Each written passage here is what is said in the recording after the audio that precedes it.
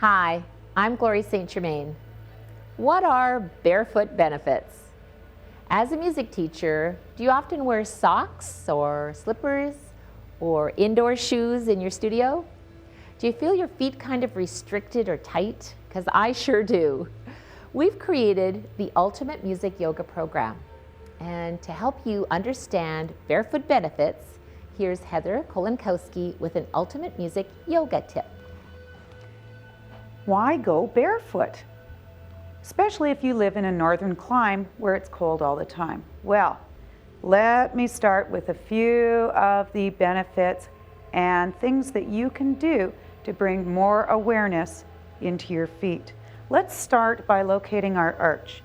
If you're wearing socks, slippers, or shoes, you're not really going to be aware of how your foot is grounded in the floor beneath you because the footwear that you're wearing is taking place of your natural arch.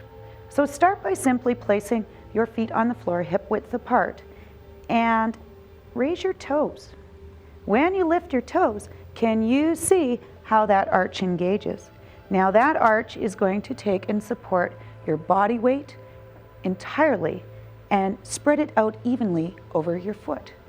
Simply place your toes back down, trying to maintain that nice arch there.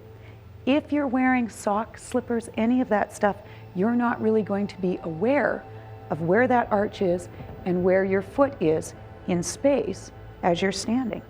So, some things that can happen without awareness in arches is our ankles rotate inwards.